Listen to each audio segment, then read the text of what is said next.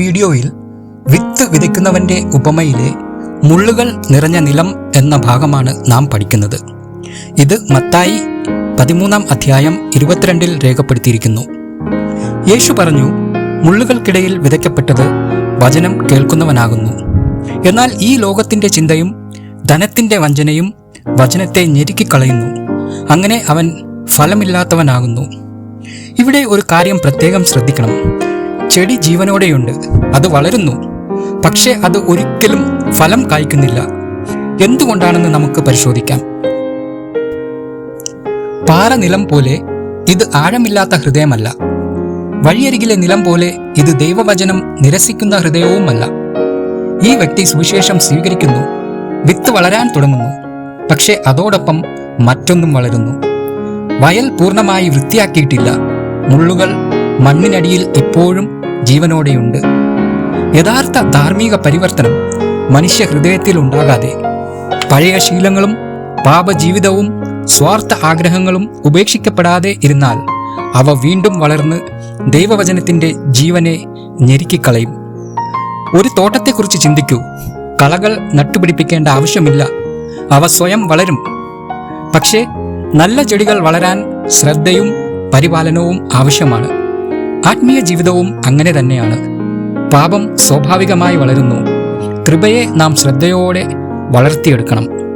പ്രാർത്ഥനയും ദൈവവചന പഠനവും ദൈവത്തോടുള്ള സമർപ്പണവും നാം അവഗണിച്ചാൽ ആത്മീയ കളകൾ പതുക്കെ നമ്മുടെ ജീവിതം നിറയ്ക്കും.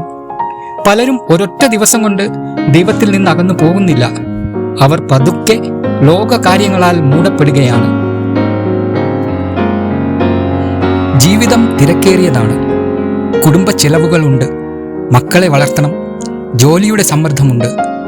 ഇവ പാപമല്ല, പക്ഷേ ഇവ നമ്മുടെ ഹൃദയത്തെ കീഴടക്കുമ്പോൾ അപകടകരമാകുന്നു. ദരിദ്രർ നാളെയെക്കുറിച്ച് ഭയപ്പെടുന്നു. ധനികർ തങ്ങളുടെ സമ്പത്ത് നഷ്ടപ്പെടുമോ എന്ന് ഭയപ്പെടുന്നു. രണ്ടുപേരും ഉത്കണ്ഠയുടെ അടിമകളാകാം. തങ്ങളുടെ ഭാരങ്ങൾ യേശുവിൻ്റെ അടുക്കൽ കൊണ്ടുവരുന്നതിന് പകരം ആ ഭാരങ്ങൾ തന്നെയാണ് അവരെ യേശുവിൽ നിന്ന് അകറ്റുന്നത്. ആകാശത്തിലെ പക്ഷികളെയും വയലിലെ പുഷ്പങ്ങളെയും നോക്കാൻ യേശു നമ്മെ പഠിപ്പിച്ചു. അവയെ ദൈവം പരിപാലിക്കുന്നുവെങ്കിൽ തൻ്റെ മക്കളെ എത്രയധികം പരിപാലിക്കും. എന്നാൽ പലരും മണിക്കൂറുകളോളം ഉത്കണ്ഠപ്പെടുന്നു. പ്രാർത്ഥിക്കാൻ ഏതാനും മിനിറ്റുകൾ പോലും ചിലവഴിക്കാറില്ല. ഉത്കണ്ഠ എന്ന മുള്ള് വിശ്വാസത്തെ പതുക്കെ ഞെരുക്കുന്നു. പണം തന്നെ പാപമല്ല. ബൈബിൾ ഒരിക്കലും അങ്ങനെ പറയുന്നില്ല. എന്നാൽ ധനം വഞ്ചിക്കുന്നു. അത് സുരക്ഷ വാഗ്ദാനം ചെയ്യുന്നു, സന്തോഷം വാഗ്ദാനം ചെയ്യുന്നു, പ്രാധാന്യം വാഗ്ദാനം ചെയ്യുന്നു.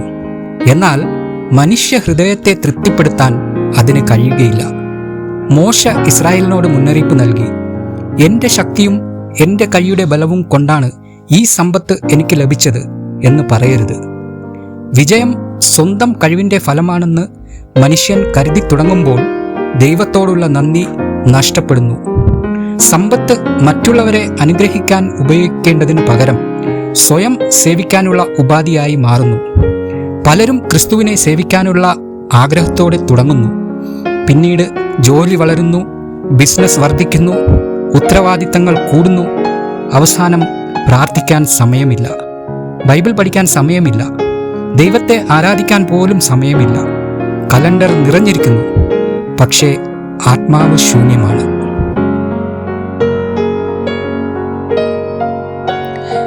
ദൈവം സന്തോഷത്തിന് എതിരല്ല. സന്തോഷത്തിന്റെ സ്രഷ്ടാവ് ദൈവമാണ്. എന്നാൽ സാത്താൻ വ്യാജ സന്തോഷങ്ങൾ നൽകുന്നു. അവ പതുക്കെ നമ്മുടെ ആത്മീയ ബോധത്തെ മരവിപ്പിക്കുന്നു. വിനോദം ദൈവത്തെക്കാൾ പ്രധാനമാകുമ്പോൾ അത് ഒരു വിഗ്രഹമായി മാറുന്നു. സോഷ്യൽ മീഡിയ, സിനിമകൾ, ഗെയിമുകൾ, കായിക വിനോദങ്ങൾ, പാർട്ടികൾ, അവയൊന്നും സ്വയം പാപമാകണമെന്നില്ല. പക്ഷേ അവ നമ്മുടെ ഹൃദയത്തെ ക്രിസ്തുവിൽ നിന്ന് അകറ്റുന്നുവെങ്കിൽ അവ മുള്ളുകളാണ്. ദൈവരാജ്യത്തെക്കാൾ പ്രഥമ സ്ഥാനം നേടുന്ന ഏതു കാര്യവും ആത്മാവിൻ്റെ ശത്രുവാണ്. ഇത് നിങ്ങളെ അത്ഭുതപ്പെടുത്താം. ദൈവസേവനവും ചിലപ്പോൾ മുള്ളാകാം. ചിലർ ദൈവത്തിനു വേണ്ടി ചെയ്യുന്ന ജോലികളിൽ അത്രയും തിരക്കിലാകുന്നു. ദൈവത്തോടൊപ്പം സമയം ചെലവഴിക്കാൻ അവർ മറക്കുന്നു. പ്രാർത്ഥന കുറയുന്നു. ബൈബിൾ പഠനം ദൈവത്തോടുള്ള കൂട്ടായ്മയല്ല, പ്രസംഗത്തിന് തയ്യാറെടുപ്പായി മാത്രം മാറുന്നു. അവർ സ്വന്തം ശക്തിയിൽ പ്രവർത്തിക്കാൻ തുടങ്ങുന്നു. യേശു പറഞ്ഞു, എന്നെ കൂടാതെ നിങ്ങൾക്കൊന്നും ചെയ്യാൻ കഴിയുകയില്ല. ക്രിസ്തുവില്ലാത്ത സേവനത്തിൽ അഭിമാനവും അസഹിഷ്ണുതയും മത്സരവും നിരാശയും വളരുന്നു.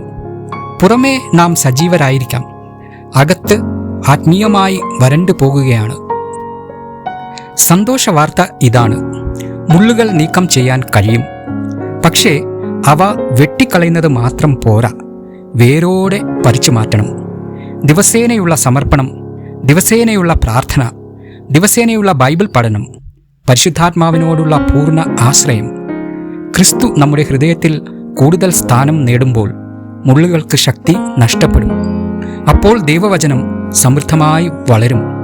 സ്നേഹവും സന്തോഷവും സമാധാനവും ക്ഷമയും വിശ്വസ്തതയും ക്രിസ്തുവിൻ്റെ സ്വഭാവവും നമ്മുടെ ജീവിതത്തിൽ പ്രകടമാകും. ക്രിസ്തു ഇന്ന് നിങ്ങളുടെ ഹൃദയത്തിലെ എല്ലാ മുള്ളുകളും വേരോടെ പറിച്ചു മാറ്റാൻ തയ്യാറാണ്. ക്രിസ്തുവിനെ പൂർണ്ണമായി സ്വീകരിക്കുക. യേശുവിൻ്റെ വചനം നിങ്ങളുടെ ജീവിതത്തിൽ നിത്യഫലം കായ്ക്കട്ടെ. ഈ വീഡിയോ ഇഷ്ടമായെങ്കിൽ നമ്മുടെ ചാനൽ ഷെയർ ചെയ്യാനും സബ്സ്ക്രൈബ് ചെയ്യാനും മറക്കരുതേ.